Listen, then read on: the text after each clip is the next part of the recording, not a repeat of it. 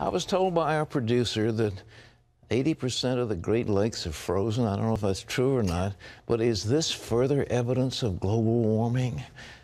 We'll find out. You probably wouldn't find much evidence here in the United States. No, not today. I don't think so. Extreme weather has just been hitting the entire country right now. Coast to coast, many Americans have been dealing with lost snow power, dangerous conditions. Ephraim Graham has the story for us. We begin in the West, where intense rain and surging water have already uprooted trees and sent them crashing onto cars. In Northern California, utility poles also came down, taking power lines with them. Heavy rains, we have measured about 12 inches of rain so far. But even though the storm brought an impressive amount of snow and rain, it is not nearly enough to end California's historic drought. And it's still a wintry mess from the Pacific Northwest to Utah, with floods, mudslides, and avalanches. Then, as we move from Kansas to the Gulf Coast to Georgia, millions are bracing for another round of the winter's wrath. I just hope that we don't get in the same mess we did last time. The mayor of Atlanta is taking no chances after a disastrous reaction the last time around. 2 weeks ago, the city ground to a screeching halt over just a few inches of snow. It left hundreds of drivers stranded on highways, and children were forced to take shelter in their schools overnight. Now the city is treating key roads and bridges ahead of the storm's arrival. This has been the longest. This is outrageous. Even as another storm approaches, thousands of people are still without power, from Maryland to Philadelphia. An ice storm knocked out their electricity last Wednesday, and then they got hit with several more inches of snow last night. It's just a bad winter. Everybody's tired of it. That same snowstorm led to a terrible bus crash in southwestern Pennsylvania Sunday, sending more than 20 people to the hospital. And to the north, extreme cold has frozen the Great Lakes, causing the largest ice coverage since 1996. Many Americans are now praying, like this 4-year-old, begging for relief. Ephraim Graham, CBN News. One of our people went by a church the other day, and there was a sign, and I think the Methodist church that said, "If you're praying for snow, please stop." Okay. The party's over. Winter will eventually be over, but this great land of ours, we seem to be facing a problem that just won't go away. That's called a weak economy. The Obama recovery. John Jessup has that story. John. Pat, it's been 4.5 years since the recession officially ended, but tens of millions of Americans are still out of work, and many don't seem to have much reason to hope they'll soon find a job. 2 straight weak reports on unemployment haven't made things look any better. And there are serious longer-term issues like baby boomers retiring from the workforce. Some analysts say losing those employees will hurt the economy's ability to grow. Others think the U.S. will eventually find a way to overcome its problems. Many conservatives warn there's another concern: heavy regulations coming out of Washington, along with Obamacare hindering the job market. Pat, we all know you're an avid market watcher. What's your take on the economy and a longer-term slowdown? Listen, unless these people are taken out of office, the economy's not going to get any better. I mean, they're so-called progressive socialists, whatever name you want to give them, but the regulators think what they've got to do is regulate. They think that the private economy are the enemy. They think free enterprise is the enemy, and they think that the good guys are the government, and the government is going to take care of everything, and they need to take more and more regulations. So there are thousands and thousands of pages of regulations, thousands of them, are dictating how everybody does everything, and it's going to be awful. And unless that burden is lifted, the economy isn't going anywhere. And how are you going to do it? Well, there's a man in office that will stay there for the next couple of years, and he's put people in various positions. And now with Harry Reid dictating the nuclear option in the Senate, the Democrats are in control, at least till next fall. And consequently, they can confirm many of these people, these very extreme left-wingers, into positions of responsibility. And their mandate is regulate, pass more regulations, and each one of those things is stifling the economy. John. Pat, for many people, President Obama's health care law is having problems getting them the right insurance coverage. One Louisiana man says he makes too much money to be eligible for government assistance, but his only option in the Obamacare marketplace costs more than he can afford. Caitlin Burke has that story. Robert Reed says he's lost in the gap. We make too much money and too little money at the same time, so we've fallen into that gap where we cannot get coverage. Reed falls into the category between government assistance and private insurance. His state says he should be covered, but he can't find insurance he can afford. I withdrew from law school. Now I'm just going to have to go get a job that pushes my salary up so that I can get my family covered. The problem appears to affect residents in the 26 states that didn't accept a federal expansion of Medicaid coverage. It puts people like Reed in a position where they make too much money to qualify for Medicaid and too little to get subsidies through Obamacare. The Department for Health and Hospitals says they're trying to create state-level programs to fix the problem. But after a recent hospital stay, Reed says he needs a solution now. I got my first hospital bill for $17,000. It's just the first. So we haven't even gotten the doctors and the specialist bills yet. I'm going to be paying for this forever. Caitlin Burke, CBN News. Craft store giant Hobby Lobby is filing a Supreme Court brief today over the Obamacare contraception mandate. The family-owned chain objects to the rule that requires employers to subsidize birth control as part of employee health care benefits. They argue the mandate violates their religious beliefs. About 40 other companies have filed suit over the mandate. The Beckett Fund for Religious Liberty is representing Hobby Lobby. It's up to the Supreme Court to decide whether the religious views of company owners can trump a government mandate. Well, 50 years ago, Ronald Reagan issued a powerful warning about the growing dangers of big government, explaining what was at stake in a now famous speech urging the public to elect Senator Barry Goldwater as president.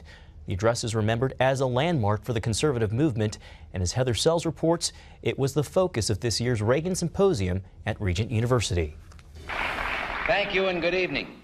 Before he was president, Ronald Reagan presented A Time for Choosing. The speech was given in 1964, but many of the issues sound very 2014. We haven't balanced our budget 28 out of the last 34 years. We've raised our debt limit 3 times in the last 12 months.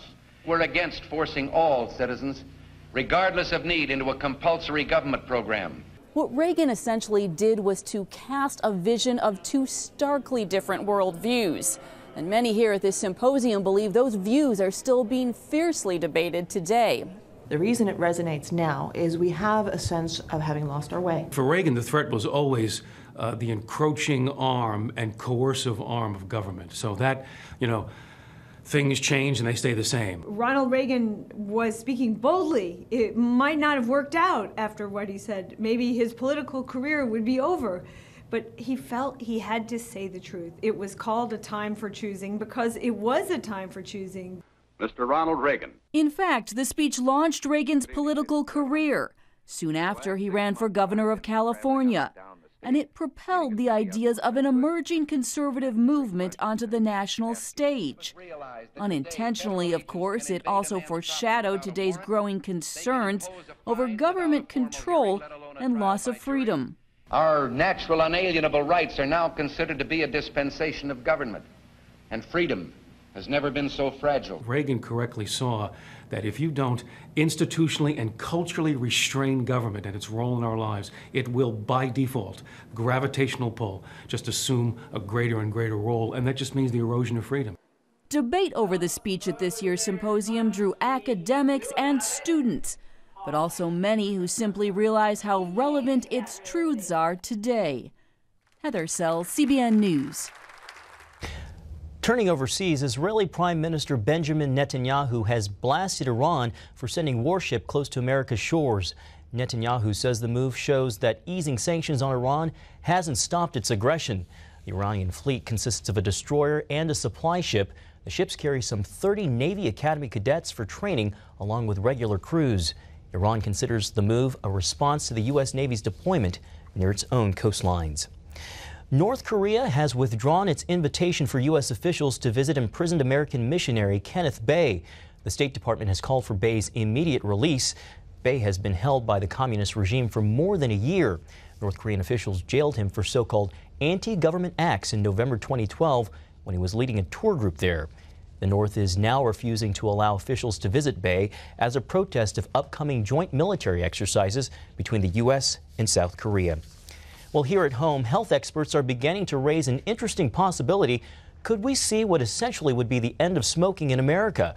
The adult smoking rate has been slowly but steadily dropping for decades. Some of the reasons why: cigarette taxes have been increased, driving up the cost of smokes, anti-smoking laws in restaurants and bars and workplaces, powerful advertising campaigns against smoking, some major legal defeats for tobacco companies, and polls showing that cigarette smoking is no longer considered normal behavior. Some healthcare officials believe only 5% or less of adults may smoke by the year 2050. And for that, Pat, all I have to say is I'm all for it. Well, I am too, and the truth is, once the number of smokers became less than 50% of the population, the slide was inevitable, because now the politicians say, well, we've got popular support, you've got half the people not wanting smoking. But what's happening is the cigarette companies are now turning overseas. They're trying to entice people in third world countries to smoke. And many, many people in countries like Indonesia and India and so forth are starting to smoke and get all the diseases that are associated with it.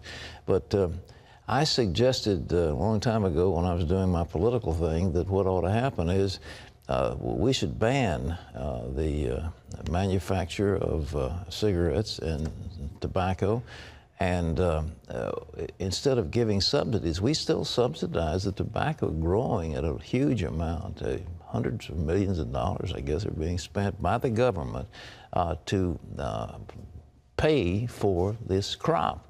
So what we ought to do is say, all right, to the tobacco companies, you've got 7 years. We'll give you a tax holiday for 7 years. You don't pay any taxes. You accumulate that money. And then at the end of that time, there's an absolute ban on the manufacture and the distribution and sale of cigarettes in this country. And of course, for those companies, it ought to be worldwide. Be a complete ban, can't make them anymore. But during that 7 years, you can accumulate as much money as you can by not having to pay taxes. And at the end of that time, go to do something else. Grow soybeans, grow corn, grow potatoes, or else get into some other business, but get out of tobacco. And we've got to do that. There has to be a ban sooner or later. But right now, we're looking at 17 or 18% of the population smoking, and that will be diminishing close to zero in the next, say, 20 years or so. Young people have got better sense. The problem is now they're going to start smoking marijuana, which is a lot more deleterious than tobacco. Terry. Those are interesting statistics. I feel like some of the young people I see around are smoking, which is really a sad. Well, it used to be cool, scenario. You know. I mean, the actors and actresses, you know, yeah, they had cigarette holders, it was so sophisticated. The way you tapped your cigarette on the pack, and you had a gold lighter, and you flipped it open, and here were these cigarettes, and you lit two and gave one to your girlfriend. I mean, the whole thing was a charade they went through. And then you had Franklin Roosevelt with his cigarette out of his mouth and a cigarette holder, you remember, jaunty. Of course, that was before we realized how bad it was. Sure. It is. Yeah. Well, but anyhow, the people are starting to catch hold. And I hope so. Oh, yeah. The Justice Department is extending new federal benefits to same-sex couples. U.S. Attorney General Eric Holder is issuing a memo today that recognizes gay marriages to the greatest extent possible under the law. Under the new rules, same-sex couples would receive recognition in federal legal matters, such as bankruptcies, prison visits, and survivor benefits. The privileges will be extended to gay couples even in states where same-sex marriage is illegal. Gay couples in the military would also be afforded the same benefits as heterosexual couples. Well, Superbook continues reaching thousands of children and family around the world. In China, 22,000 people attending church events met Superbook's character Gizmo and watched a video promoting the Chinese version of the website. Meanwhile, in Myanmar, or Burma, 350,000 people viewed the kickoff episode of the series, and more than 100,000 people watched the first 5 episodes in Hungarian. In the African continent, 13 episodes of Superbook were broadcast on Buketi TV, one of Uganda's leading TV stations. Well, you can find out more about what CBN is doing around the world by logging on to cbn.com/international.